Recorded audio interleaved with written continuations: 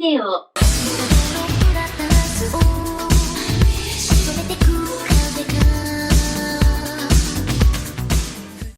I try not to get too topical in these videos, but this is a video I need to start out with a rant, so strap in. So the Oscars. Please welcome your host for the 94th Academy Awards, DJ Khaled! It's been a few weeks and I think the American collective public has agreed that the ceremony was a shit show. And that's even if you remove the slap that everyone and their mother has been clutching their pearls over.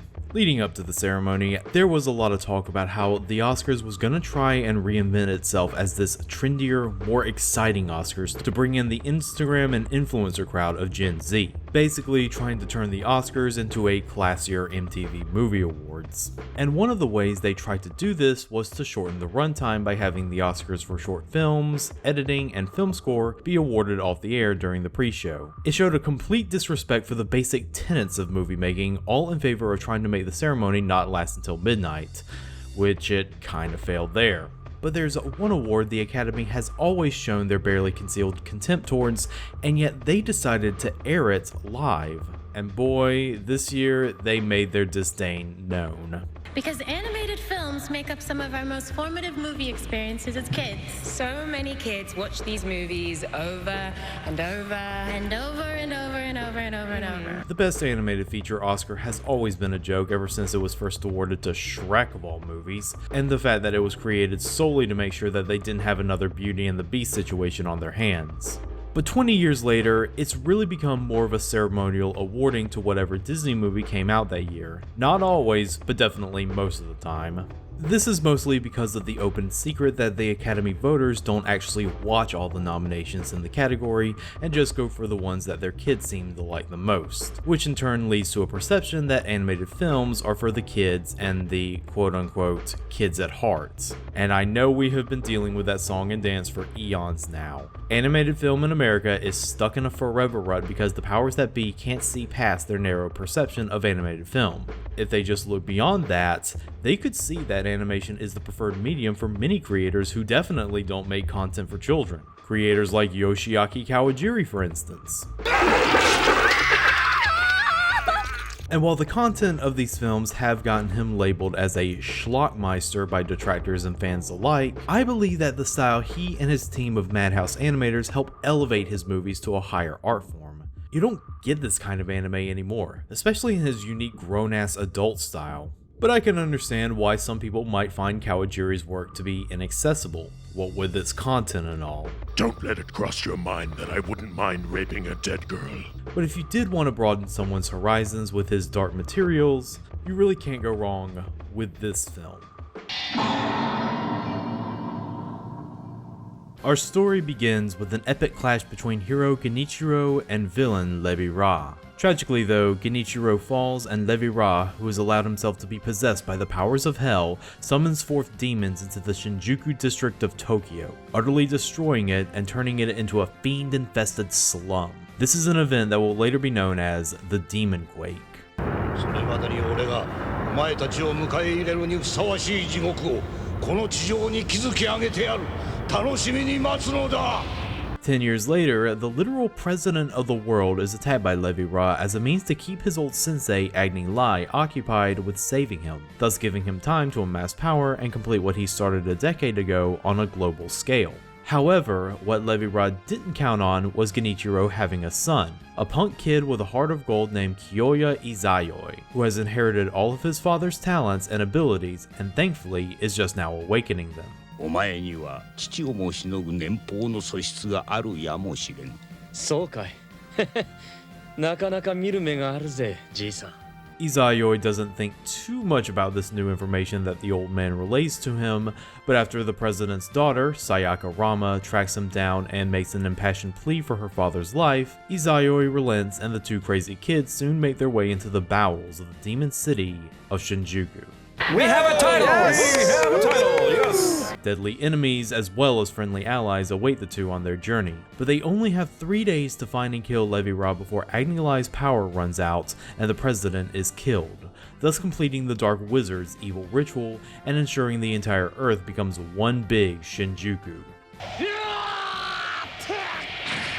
Released in 1988, Demon City Shinjuku is, in some ways, Kawajiri's most well-known film. Well, second only to Ninja Scroll of course, but definitely one of the first Kawajiri-helmed anime OG fans came across in the 90s. This film was one of the many staples of the Sci-Fi Channel's anime movie nights alongside Akira and Vampire Hunter D. That alone makes it destined for cult status among early weeb culture. Are you prepared? But the fact that it was able to air on TV in the first place with little cuts also speaks volumes. Demon City Shinjuku is unique among Kawajiri's work in that it's easily his most accessible and mainstream.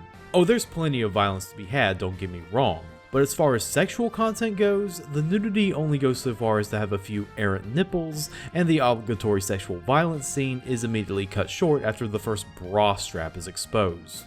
In a way, this makes Demon City Shinjuku a great jumping on point for Kawajiri newbies if they don't want to deal with any baggage they might be uncomfortable with. Because, even if it might be toned down Kawajiri, it's still very much Kawajiri. Stylizations and all.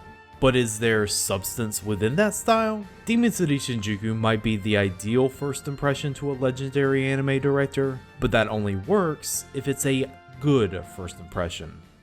Demon City Shinjuku began life as a 1982 novel by noted author HIDEYUKI Kikuchi. What makes this novel noteworthy in particular is it being Kikuchi's authorial debut. By all accounts, it was a runaway success, not only guaranteeing Kikuchi a fruitful writing career, but also guaranteeing that Demon City Shinjuku became a franchise. It spawned a direct sequel in 1988 called Demon City Babylon, a 17-volume manga series called Demon City Hunter, and a spin-off novel series called Demon City Blues, which focused on the exploits of side character Mephisto. So naturally, this was going to get itself an OVA in the 80s, especially considering the success of other Kikuchi adaptations like Vampire Hunter D and Wicked City, Yoshiaki Kawajiri's true film debut. Kawajiri and his team at Madhouse were once again asked to helm this project. Since the concept was sorta similar to Wicked City, I think it was figured that the visual consistency was the key to success. Definitely helped by he and Kikuchi being pretty tight with each other.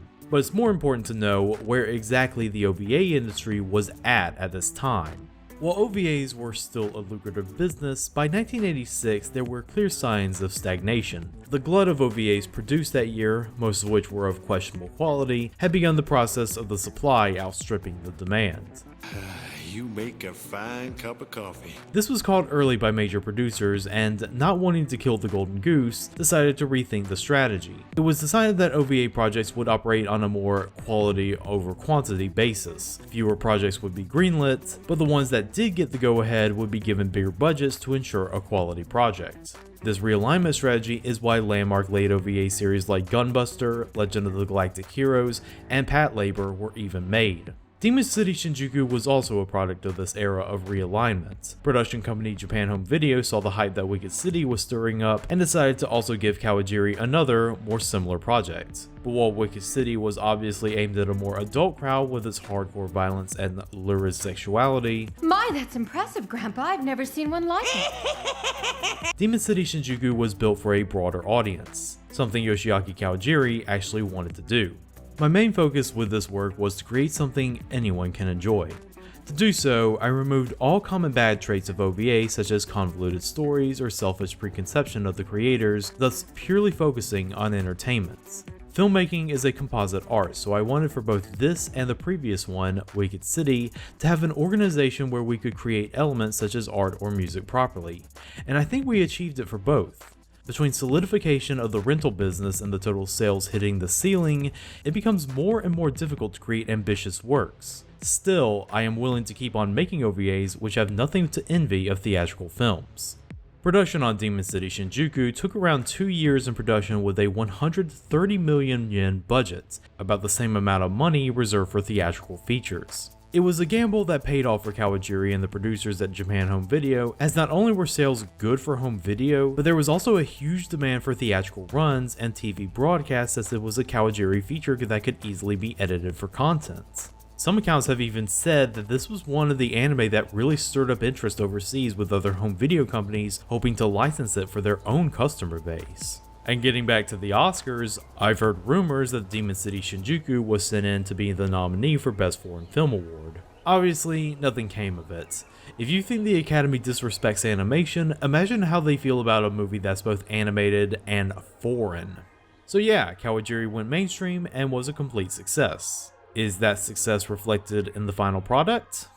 Being that this is a Kawajiri joint, no amount of mainstreaming toning down will ever blunt the absolute stylization that's always present in his films. In fact, in some ways, Demon City Shinjuku might just be his most visually elaborate film. It's got a lot of the same qualities seen in Wicked City, noirish atmosphere that emphasizes stark contrast between shadow and light and all that, plus we also get Kawajiri bringing his trademark character designs to the fray. We got all the classics, the gaunt-faced villain, the femme fatale with a weird sexy power, the impish mysterious old mentor, the blonde musclehead dabbling in powers beyond his control, and of course the porcelain-skinned raven-haired co-protagonist. The only archetype missing is the lantern-jawed manly man protagonist. Here has been replaced by a more teenage anti-hero protagonist, who still has some manly manish traits if we're being honest. But everything visually feels like it's taking what was done best in Wicked City and using that as a jumping off point. For one thing, Kawajiri's trademark color grading feels way more intense than usual. Scenes are dominated by singular colors like deep blues, hot magentas, and even some cool greens here and there. It's also complemented by some great effects animation, some of which almost makes the climax of Wicked City look like warm-up drawings. I mean, look at this morphing effect. This is where you can see the 2 years worth of animation work paying off. But really, the scene that seems to stick out the most with anyone who has seen Demon City Shinjuku is the opening fight scene between Genichiro and Levi Ra. It's almost a short film within a film, just two dudes going at it surrounded by some of the best animated lighting effects and debris as the skyscraper they are fighting on crumbles around them amidst the ongoing dark ritual.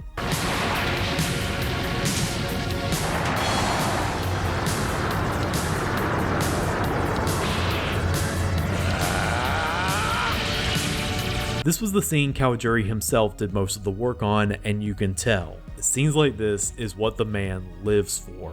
Of course, he wasn't the only animator who worked on this. One of my favorite cuts in this film is the final climax drawn by Hiroshi Hamasaki. He draws Izayoi plunging his wooden sword into the ground, sending a magical shockwave to Levi Ra, which bisects him. And there's a small moment where it looks like he's put himself back together and he gives a smug, self-assured smirk before the universe decides to yell, "Psych!"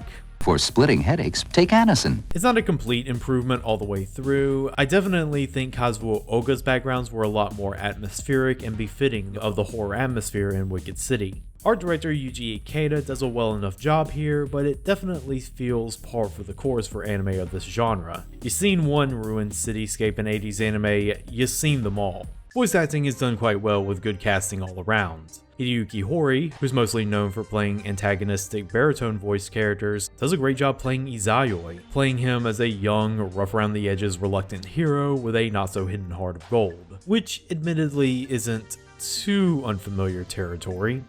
君の親父さん、史跡がさ、この光景見たら腰抜かすだろうな。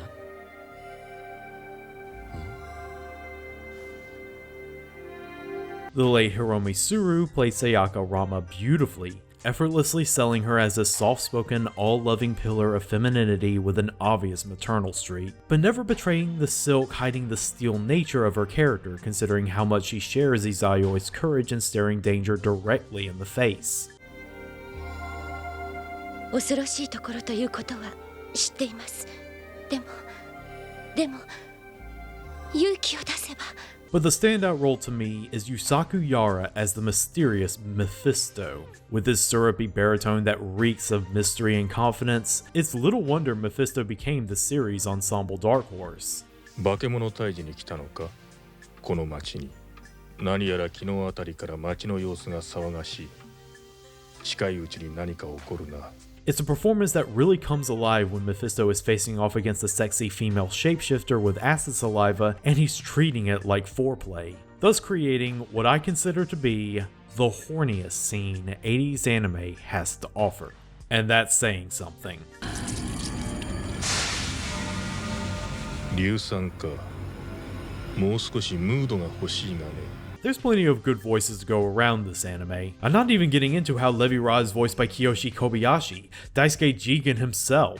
あの世で嘆くがいい。そして俺を憎め、呪え。俺を呪って魔界に身を投げるか。長いことモンローとハンフリー・ボガードのファンだったが、今日限りだい。 I think the only real complaint I have casting-wise is having an awesome talent like Banjo Ginga play Genichiro, a character that barely has any lines and only exists to get killed off in the prologue.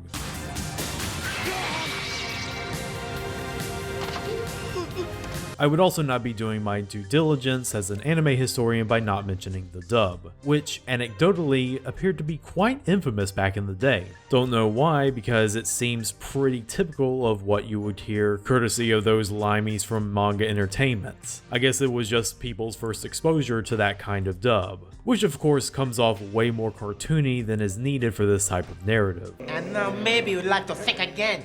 One word from me and he'll rip you to shreds. Like, Mephisto is a lot of things, but I don't think he's supposed to be a vampire. That's familiar and safe. They know where they are in those circumstances. But to hazard a step into the unknown and love one another is far too risky for them. Three fabulous flyers! The only real voice actor of note in this dub is TERESA Gallagher as the voice of Sayaka, who, if you know your cartoons, might sound familiar. Don't you have the courage to sacrifice your life to save the world? That's beside the point. Guts isn't gonna be enough. Sorry. Well, then I'm sorry I asked you. I can see I expected too much. Your mother has to take care of some unfinished business. Don't follow me, it's too dangerous. There's leftover ham in the fridge and some tater tots in the oven. Do not microwave them, they'll go soggy. Isn't versatility grand? There's really little to criticize about Demon City Shinjuku content-wise, aside from the liberal use of intense flashing and the effects that certainly would not fly today. It really does wear its mainstream aspirations proudly with how PG-13 it is. But my big criticism about Demon City Shinjuku is really just how basic its story is. Sometimes an adaptation is only as good as its source material. And brother, this is so obviously an adaptation of somebody's first novel. Stop me if you've heard this one. A hot-blooded young hero who wields a sword is revealed by a wise old master that he needs to finish a quest that his father started long ago in order to save the world. Though the hero is reluctant, he ends up being convinced by who is essentially a kind-hearted princess who ends up falling in love with the hero via rescue. Along their quest, our two heroes encounter a variety of powerful enemies that almost seem to act as tests. They also encounter many allies along the way, like the seen-it-all street urchin and the mysterious hero of another story who appears to have more insidious motives but ultimately comes through for the hero. 奴はこの中心にいるはずだ。ありがとう、メフィストさん。どういう風の吹き回しだ。 Also, the main bad guy is a dark sorcerer who has no other personality traits except for being a dark sorcerer who betrayed his master for power and spends his entire screen time doing his dark bidding and laughing maniacally. It's the kind of typical tropey fantasy novel that a writer starting out would write. The only real hook is that this tropey fantasy story is taking place in 1980s Japan. It's a little hilarious just how blunt the story can get with how it delivers its concepts. I laughed out loud in the beginning when the exposition said that the president of the world, the one that Levi Ra is going to sacrifice in case you forgot, is such a saint that he was able to effortlessly end the Cold War, successfully spearhead nuclear disarmament, and broker peace between Israel and Palestine all in one lifetime. It's such a child's view on geopolitics, especially when you have the goddamn newscasters calling him Messiah. 間もなく姿を現します。現代の聖人、世界中の人々に喜びを与え続ける偉大な救世主。 And the end is all just a springboard for more adventures. It's so close to having a scene where Izayoi just turns to his companions to tell them that his job is only just the beginning. But I want to reiterate, none of this makes the story bad, just basic. It has none of the twists and turns of a story like Wicked City. It's just a typical urban fantasy story, and that's okay.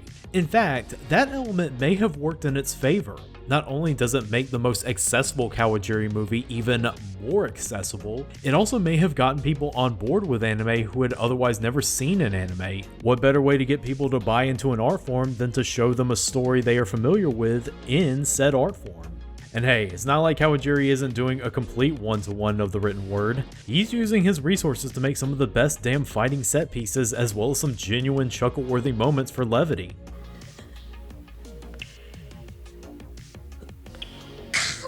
情けねえ寝小便誰だか But the scene where Kawajiri's direction really shines is where Sayaka is able to dispel a fire demon's power who embodies the hatred and pain of everyone killed by Levi-Ra's actions a decade ago, all of which is embodied in the avatar of a young girl. And Sayaka is able to do that by the power of love.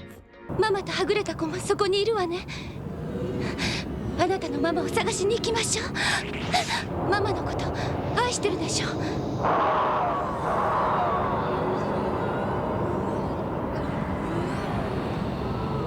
私が連れて行ってあげる。In the hands of a lesser director, this scene could have come off as incredibly maudlin and cheesy, but Kawajiri gives it just the right amount of touching emotionality a scene like this needs.